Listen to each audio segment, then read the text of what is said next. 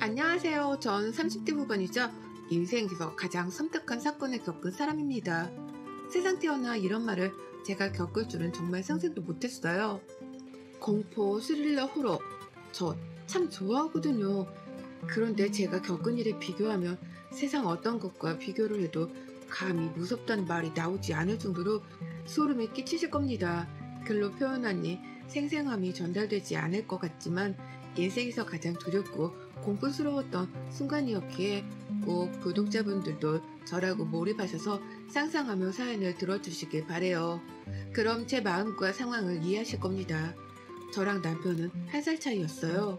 저보다 한 살 위였던 남편은 말수가 적었지만 웃는 모습이 예쁘던 사람이었죠. 그 웃는 모습에 살살 녹아서 제가 참 많이 좋아했습니다. 처음에 제가 먼저 다가갔는데 남편이 제게 본인을 좋아하지 말라는 말을 했었어요. 본인은 저에 비해 많이 부족하고 자격이 없다고 말이죠. 보이는 게 절대 다가 아니라는 말을 하면서 말입니다. 이렇게 말을 하는 남편이라서 오히려 더 끌리고 더 만나고 싶었어요. 그래서 더 다가갔고 결국 진지한 만남을 갖게 되었습니다. 연애를 시작하고서는 오히려 남편이 제게 더 사랑을 많이 주었고 여느 커플과 다를 거 하나 없이 지냈어요. 저희 커플이 봄에 만났는데 한참 예쁠 때잖아요. 주위를 둘러보면 향긋한 꽃내음이 진동을 하고 예쁜 꽃들이 잔뜩 피어있어서 툭 찌르기만 해도 설레이는 계절에 만나서 그런지 더욱 남편이 사랑스러워 보였습니다. 그렇게 봄을 지나 여름에는 둘 다 물개 수준으로 물놀이를 좋아해서 함께 물놀이를 하며 참 재밌게도 놀았어요. 나이가 무색할 정도로 말이죠. 무더운 여름을 보내니 살랑살랑 바람이 부는 가을이 찾아왔고 단풍이 물든 계절을 보니 그냥 좋았습니다. 퇴근 후 야시장에서 소주 한잔을 하며 데이트를 즐겼고 어느 정도 만남이 이어져서 그런지 조금 더 편해진 사이였죠. 봄, 여름, 가을 무탈하게 보내고 추운 겨울이 왔을 때 약간 문제가 생겼어요. 그렇게 다정하고 저밖에 모르던 남편이 추운 겨울이 되니 신경의 변화가 생긴 건지 데이트를 하는 것도 조금 꺼려지기 시작했고 밖에 나오기도 싫어했죠. 딱 봐도 권태기가 맞구나 싶어 너무 속상했고 변한 그 마음을 어떻게든 붙들고 싶어 노력을 했습니다. 노력을 하면 할수록 멀어지는 것 같아서 더 속상했고 결국 헤어짐을 고했죠. 그러자 남편은 방방 뛰며 저를 붙잡았어요. 절대 변심한 게 아니라고, 헤어질 생각은 전혀 없었다고, 그저 계절성 우울증처럼 유독 겨울에 본인 기분 자체가 좋지 않은 날이 많다며 고치겠다고 미안하다고 했습니다. 싹싹 비는 남편의 모습에 그럴 수도 있는 건가 싶어서 이해를 해보려고 많이 찾아봤고 실제로 그럴 수 있다는 걸 알고 곁에 남기로 했고 열심히 도움을 주진 않았어요. 제가 너무 열심히 해주려고 노력하다 보니까 이 사람이 절 당연히 여기는 것 같아서 저도 조금 튕기기 시작했죠. 그렇게 하니 오히려 본인이 제게 더 노력을 하는 모습을 보였고 전 그 부분은 만족을 하며 지냈습니다. 그렇게 짧은 해프닝을 보내고 그 후에는 문제없이 잘 만났어요. 그렇게 저희는 2년 정도를 만나고 결혼하게 되었죠. 저도 남편도 집순이 집돌이 체질이라서 결혼 후에는 오히려 집에만 콕 박혀있으니 문제될 것도 없었고 집에서 모든 걸 해결하는 부부였습니다. 그리고 그 시간이 가장 행복했던 부부였죠. 남편이 평소 습관 중 제가 배워야겠다 싶었던 게 영양제를 다양하게 시간별로 잘 챙겨 먹는 습관이 있었어요. 알림까지 설정해두며 먹는 열정을 보였기에 저 역시 그걸 본받아서 다이소에 가서 일주일치 약을 담아 다닐 수 있는 약통을 사서 영양제를 담아 다니며 챙겨 먹는 습관을 가졌습니다. 그리고 또 좋았던 건 시부가 저희 부부가 맞벌이인 걸 알고 음식 같은 걸 자주 챙겨다 주셨어요. 특히나 제가 원래 밤에 잠을 잘 못 이루는 편인데 그걸 아시고는 자기 전에 마시면 잠들기 좋은 차라며 직접 우려다 주시는 차도 있었죠. 그걸 따뜻하게 자기 전에 데워 먹으면 진짜 너무 숙면에 취하게 되었고 덕분에 불면증이 사라지게 되었습니다. 다만 뭔가 개운하다기보다는 자꾸 몸에 힘이 빠진다고 해야 하나요? 정신이 조금 해롱해롱한 느낌이 있어서 너무 오래 푹 자고 그런가 싶었죠. 시부는 시집살이와는 거리가 멀 정도로 저희 부부에게 정성을 다해주셨고 그런 마음이 늘 감사했습니다. 저희 부부가 회사 일정 때문에 결혼 후 바로 신혼여행도 못 갔고 2달 정도 있다가 가게 되었는데 그 2달간 바쁜 일정을 소화하면서 정신없는 저를 위해 시모는 몰래 오셔서 집안 살림까지 해주시고 저녁까지 차려두고 가시곤 했죠. 어머님, 오셨으면 같이 저녁이라도 드시고 가시지 왜 그냥 가셨어요? 아니다. 나는 집이 편해서 너희 편하게 먹고 요리 너 내가 준 차 잘 마시고 있니? 효과는 좀 있어? 네. 그거 마시면 진짜 완전 골아 떨어져요. 그거 뭐 우리신 거예요? 불면증에 좋다는 거 다 해봤는데 효과가 다 없었는데 이건 진짜 대박이에요, 어머님. 좋다는 약재란 약재는 내가 다 구해다 우린 거야. 정말 귀한 거니까 누구 주지도 말고 너만 마셔라. 몸에도 좋은 거니까. 늘 감사해요, 어머님. 일 좀 한가해지면 꼭 좋은 곳 모시고 갈게요, 어머님. 그래, 알겠다. 재승이 좀 바꿔줄래? 나야. 누가 봐도 천사인 시모였죠. 시모 덕분에 진짜 손에 물 한 방울 묻히지 않고 편하게 사는 며느리였습니다. 남편과도 별탈 없이 잘 지냈죠. 그러던 중 업무 때문에 통화 녹음본을 찾아 듣다가 잘못 눌러서 시모랑 통화한 걸 듣게 되었어요. 그러다 이상한 걸 들었죠. 간혹 저렇게 제 자동 녹음이 되는 걸 제 핸드폰으로 시모랑 통화하다 남편을 바꿔달라고 해서 둘이 통화할 때가 있었는데 그럴 때 둘이 뭐라고 통화하는지 전 몰랐습니다. 관심도 딱히 없었고요. 그런데 이상한 내용으로 대화를 했더라고요. 요리 이상한 김새 안 보이지? 그런 거 없어. 그래, 잘 코르긴 한 것 같은데 그래도 항상 조심해야 해. 증상 나올 것 같으면 이상하면 꼭 엄마한테 전화하고 알겠지? 한동안 조용하긴 한데 언제 또 그럴지 모르니까. 나도 알지. 네가 고생이 많다. 그리고 얼른 임신시켜. 그래야 팔목 딱 잡을 수 있으니까. 임신시키고 회사 그만두게 해. 격려 단절 딱 시키고 이도저도 못하게 해야 도망도 못 가지. 안 그래? 그럴 생각이야. 누가 봐도 수상한 대화였고 전 너무 놀랐어요. 이걸 남편에게 그대로 들려주고 뭐냐고 물을까 고민도 했지만 어설프게 물어봤다가는 되려 머리를 써서 솔직하게 말을 해줄 것 같지 않았습니다. 뭔가 이들의 대화를 더 엿들어야겠다고 생각을 했고 이런 식으로 엿듣기 위해 제 핸드폰으로 전화를 먼저 걸어서 일부러 남편을 바꿔주는 식으로 전화를 했죠. 그러나 그 후 이상한 듯한 대화는 있었어도 딱 이거다 싶은 대화가 없어서 애매한 상태로만 남아있었습니다. 그러던 중 2달이 지났고 예약해둔 신혼여행을 제주로 떠나게 되었죠. 뭔가 행복하지만은 않았던 게 전 전화 녹음을 들은 후 내내 마음이 찜찜하고 불편하거든요. 그래서 기분이 마냥 좋지는 않았습니다. 신중해서 나쁠 건 하나 없으니 신중하게 대처하기로 했고 전 평소처럼 하기 위해서 노력을 했어요. 그런데 비행기를 타고서부터 남편이 이상했습니다. 갑자기 중얼중얼 거리면서 뭐라고 말을 했죠. 중얼중얼. 뭐라고? 크게 말해봐. 안 들려. 중얼중얼. 여보, 뭐라는 거야? 안 들린다고. 뭐? 미쳤나봐? 조용히 해. 소리를 지르고 그래? 죄송합니다. 그 조용한 비행기 안에서 홀로 중얼거리면서 뭐라고 하던 남편은 갑자기 뭐? 라면서 고함을 질렀고 전 너무 놀랐어요. 정말 이상했고 그 이후로 저 역시 기분이 상해서 말을 걸지 않은 채 제주도에 도착해서 수화물을 찾고 렌트카를 탔죠. 차를 타자마자 출발도 하지 않은 채 남편은 본인의 작은 가방을 뒷자리에 막 뒤집더니 뭘 찾는 겁니다. 뭐 하는 거야? 뭘 찾는데? 조용히 해. 한마디도 하지 마, 너. 아니, 당신 아까부터 왜 그래? 뭔데 지금 소리 지르고 짜증내는데 자꾸. 야, 거슬리게 하지 말고 입 다물라고. 알아들어? 주둥이를 확. 뭐라고? 남편의 저런 거친 모습과 말투 표정은 처음 봤어요. 그리고 뭐에 미친 사람처럼 뒤집은 가방 속에서 찾은 건 영양제를 넣어둔 그 약통이었고 그걸 쥐더니 물도 없이 바로 꺼내서 먹는 겁니다. 알람도 울리지 않았는데 말이죠. 너무 황당해서 말이 나오지도 않았고 전 머리끝까지 화가 나 있는 상황이었어요. 저희는 원래 도착하자마자 맛집을 가기로 했으나 그렇게 고프던 배도 고프지 않고 너무 황당해서 말이 나오지 않았죠. 그냥 숙소로 바로 가자고 했고 가는 동안 내내 중얼중얼거리는 남편을 보며 인상만 쓰고 있었습니다. 그러다 결국 제가 못 참고 그 약통을 딱 손에 쥐고 말했어요. 당신 지금 이 태도가 뭐야? 소리를 지르질 않나 주둥이를 확? 지금 나한테 대체 왜 그러는데? 겨우 이 영양제 하나 때문에 온갖 짜증을 다 낸 거야 지금? 야, 손대지 마. 남편은 소리를 지르는 동시에 달리는 차를 막다른 길에 확 들어가 세워버렸고 저에게 이어 소리를 질렀어요.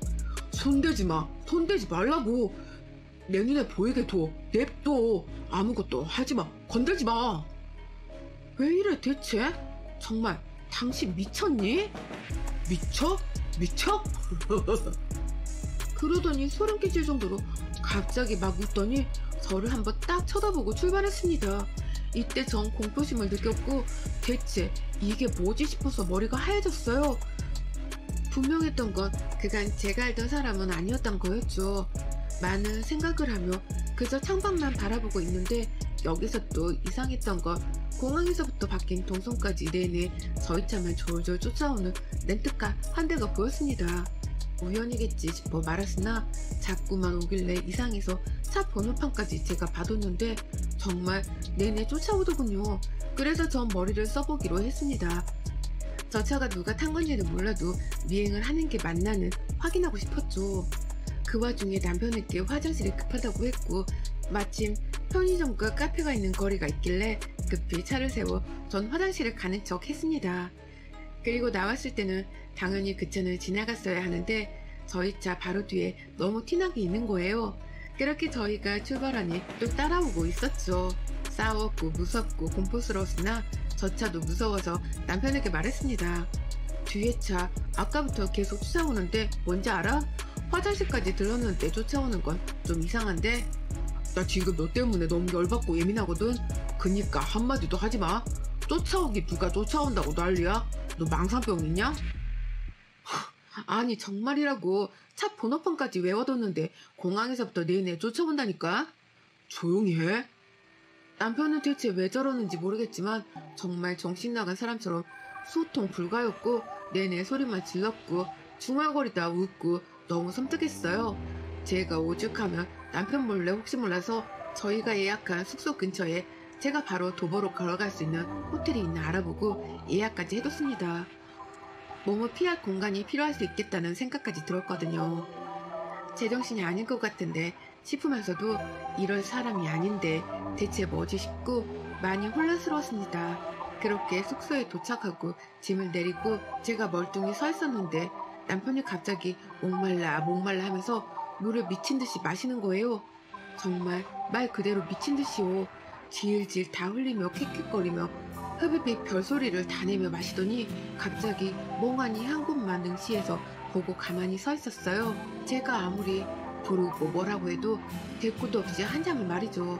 그러더니 저를 딱 쳐다보고는 말했습니다. 여보 놀랐지? 진짜 미안해. 내가 오늘 일이 조금 있었는데 화풀이를 너무 했어. 너무 예민했어. 진짜 미안해. 너무 놀랐지? 정말 미안해. 어쩌지? 내가 당장 나가서 먹을 것 좀 사올게. 아니다. 같이 나가서 뭘 좀 먹자. 당신 진짜 지금 뭐 하는 거야? 여보 미안해. 정말로 무릎 꿇을게. 놀랬지? 야 이재승 나 너무 무서우려고 해. 이게 화풀이고 예민해서 하는 행동이 아니잖아. 정신 나간 사람 같아. 당신 왜 그래? 내가 다 설명할 테니까 제발 그런 눈빛으로 보지 말아줘 여보. 남편은 갑자기 제가 알던 그 표정과 말투로 돌아오더니 무릎 꿇고 울며 빌었습니다. 이 모습에 진짜 너무 당황스럽고 대체 이게 무슨 상황인가 싶었어요. 침착하게 그치만 거리를 두고 우선 말을 해보라고 했죠. 그런데 갑자기 또 멍하니 서 있더니 씩 웃더니 깔깔 웃었어요. 막 미친듯이 웃더니 뭘 얘기해 이년아? 라고 하는 겁니다. 정확히 이년아 라고 하는데 제가 너무 놀라서 그대로 그냥 제 가방이랑 캐리어를 들고 나갔어요. 밖으로 나가니 저희 숙소 앞에 귀를 대고 있던 한 여자랑 마주쳤고 절 보더니 막 도망치더라고요. 직관적으로 미행하던 사람 같아서 미친듯이 뛰어잡았고 그 정체는 놀랍게도 시모였습니다. 시모를 끌고 들어와서 전 울었어요. 이 사람 정신병 있어요? 맞죠? 저한테 뭐 숨기는 거 있죠? 둘이 통화 내용도 그렇고 말하는 것도 여기까지 쫓아온 것도 이제야 퍼즐이 맞춰지네. 어? 너 우선 조용히 해. 지금은 아니니까 조용히 있어. 얌전히 내가 다 설명하마. 뭘 설명해요? 뭘? 미친 거 아니야? 정말 소름 끼쳐 죽겠네 정말. 그렇게 시무랑 한바탕 하는 도중에 남편은 홀로 서서 벽을 보고 중얼중얼 거렸고 한참을 중얼거리다가 갑자기 하며 고함을 치며 제 앞으로 막 다가와서 노려보는 겁니다. 그러자마자 저는 주저앉았고 시모는 남편을 데리고 방으로 들어갔어요. 전 그 길로 예약한 숙소로 도망갔고 다음날 제일 이른 비행기로 서울로 돌아왔습니다. 제가 돌아올 걸 예상했는지 그들도 곧이어 집으로 왔고 전 너무 무서웠어요. 급하게 짐을 싸고 있었는데 시모와 남편이 왔고 남편은 제가 아는 모습인 상태로 왔더군요. 여보, 설명할게. 어딜 가려고 해? 제발 이러지 마. 나 내 몸에 절대 손대지 마. 소름 끼쳐. 이거 사기 결혼이야. 알아? 설명해 준다니까. 우선 이 차 좀 마시고 진정 좀 해봐. 제가 한참 흥분해서 난리치니 결국 차를 마시며 다 같이 얘기 좀 나누기로 했고 거리를 두고 앉아서 얘기를 했습니다. 하도 소리를 질러서일까요? 차를 벌컥벌컥 마셨는데 눈 떠보니 침대였고 잠든 저를 가만히 서서 쳐다보는 남편과 눈이 딱 마주쳤죠. 진짜 악소리도 못 내고 멍하니 쳐다봤더니 깼네 하고 나가는 남편의 모습에 전 선뜻감을 느끼다 못해 정말 몸이 움직이지 않았어요. 분명 대화를 나누고 있었는데 왜 전 침대에서 잠을 자고 있는 거고 남편의 방금 그 행동은 뭐고 제가 도대체 지금 무슨 일을 겪고 있는지 모르겠었죠. 당장이고 그 집에서 나올까 생각했지만 이유를 알고 싶었고 전 소형 카메라를 잔뜩 사서 집안 곳곳에 설치를 해뒀어요. 그리고 이제야 알 것 같다던 게 시모가 저를 위해 불면증을 치료해준다던 직접 무렸다던 차를 마시면 정말 숙면이 아니라 뻗는 거라는 걸 알았죠. 저는 평소처럼 행동하며 자극하지 않았습니다. 그저 화가 난 척 삐진 척하며 평소처럼 지냈고 다만 차는 마시지 않은 척 버렸어요. 그렇게 하니 잠든 척하며 생생하게 들리는 소리들을 다 견디고 며칠을 참았고 카메라에 찍힌 사실들의 놀라움을 감출 수 없었습니다. 저희 집 작은 방 안쪽에 창고가 하나 있어요. 말 그대로 창고로 쓰이고 있는데 수납 공간이 워낙 많아서 창고지만 비워져 있고 거기에 사용을 안 했습니다. 그렇다 보니 제가 그 차를 마시고 침대에 가서 자버리는 게 아니라 가는 길에 그대로 쓰러져 버리는 거였고 그 차는 수면대를 잔뜩 넣어 만든 차였죠. 그래서 거실 바닥에서 잠들어 버린 저를 방치한 채 남편은 저를 보며 실실 웃기도 하고 중얼거리기도 하고 밥도 먹고 TV를 보기도 했습니다. 더 무서운 건 그 안 쓰는 창고에서 시모가 살고 있었다는 사실이었죠. 제가 그렇게 잠들면 시모가 거기서 기어나와서 밥도 먹고 남편과 일상생활을 하는 저를 방에 눕혀두고 둘이 지내더군요. 그러다 제가 깰 때가 되면 다시 창고에 들어갔고 제가 일을 가면 다시 나와서 집을 누비며 살았던 겁니다. 시모는 아무도 없는 빈집이 되면 창고에서 나와 밥도 먹고 남편과 일상생활을 하다 저를 방에 눕혀두고 둘이 지내더군요. 그러다 제가 깰 때가 되면 다시 창고에 들어갔고 제가 일을 가면 다시 나와서 집을 누비며 살았던 겁니다. 시모는 아무도 없는 빈집이 되면 창고에서 나와 제 옷장까지 찢어 제 옷을 입고 뭘 먹기도 하고 TV를 보기도 하고 혼자 커피를 타먹기도 하고 별걸 다 했어요. 섬뜩했던 건 저랑 남편의 결혼사진을 한참 뚫어지게 보면서 제 얼굴을 손가락으로 꾹꾹 누르는 장면도 봤는데 너무 무서웠습니다. 전 이 사실을 알고 소름이 끼치도 못해 섬뜩해서 정말 주저앉아 버렸던 게 대체 언제부터 시모는 저희 집 창고에서 함께 살았던 걸까요? 이 창고가 처음에는 보기 싫고 계절성 타는 물건들을 넣어뒀던 정도로 쓰이긴 했는데 남편이 척척 정리를 하면서 그 창고에 물건을 두면 곰팡이가 생길 것 같다는 이유로 저긴 절대 쓰지 말자고 했었거든요. 그런데 워낙 습하긴 해서 저도 그렇게 생각을 했기에 그러는 게 좋겠다 싶었는데 그때부터인 걸까요? 여태껏 저녁만 차려주고 사라지는 천사 같았던 시모는 알고 보니 저녁을 차려놓고 창고방에 숨어야 하기에 급히 집에 간척을 했던 거구나 싶었습니다. 뭔가 하나씩 생각을 해보니 그런 거구나 싶었어요. 혼란스러움에 정말 말을 할 수가 없었고 과연 이들을 어떻게 상대할까 싶었던 게 너무 무서웠습니다. 그뿐 아니라 남편은 정말 대체 정체가 뭔지 알 수도 없었으니 당장 화내고 소리친다고 해결될 것도 아니고 대체 어떻게 생각할지 막막했어요. 전 이 모든 사실을 그들에게 밝힐 때 집이 아닌 카페로 장소를 택했고 카페에서 영상들을 보여주며 정체를 다 알았다고 했죠. 소름 끼쳐서 말이 안 나오네. 당신들 뭐야? 대체 언제부터 우리 집 창고에서 숨어 사셨어요? 아니 이재승 당신은 뭐야? 정신병 있는 거 아니야? 대체 나한테 둘이 숨기는 게 뭐니? 이렇게까지 밝혀진 이상 숨길 게 있니? 둔한 년인 줄 알았더니 눈치 빠른 년이네. 그러게 엄마가 빨리 임신시키랬지?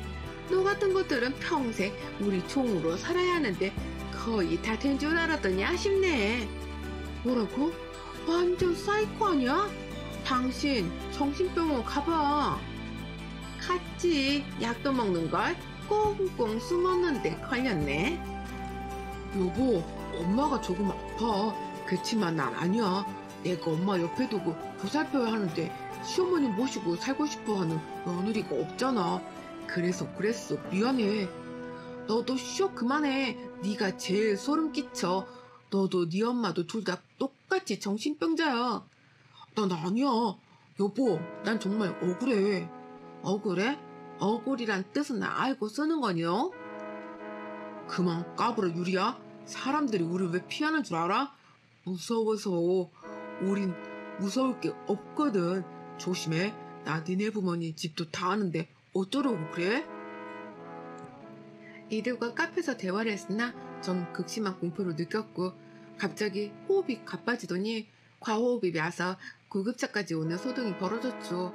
결국 친정 부모님도 모든 사실을 알게 되었고 다행인 건지 이 대화 내용도 제가 혹시 몰라 녹취를 해둔 상황이라 고소할 때 협박으로 같이 고소를 했어요. 이혼과 고소를 동시에 진행하니 그제서야 모든 이유를 알 수 있었어요. 남편은 빙의 쪽과 관련된 것 같은데 죽어도 시모는 아니라고 방방 뛰며 그저 정신 쪽에 살짝 문제가 있는 것뿐이라고 했습니다. 그러나 증상을 알아보고 겪은 것들은 보아하니 남편은 빙의가 맞는 것 같았어요. 남편도 제정신이 아니지만 시모 역시 제정신은 아니었습니다. 늘 먹던 영양제는 정신과 약이었지만 순간 진정을 시켜줄 뿐 효과도 없던 거예요. 결국 이 둘은 죗값도 받아야 했지만 정신병 등의 강제 입원 치료를 받고 있는 상황이에요. 그 이후 전 가끔씩 생생한 악몽에 시달려서 심리치료를 받고 있고 조금씩 회복 중에 있습니다. 재밌게 들으셨어요? 여러분의 생각은 댓글로 남겨주세요. 오늘도 시청해주셔서 정말 감사합니다.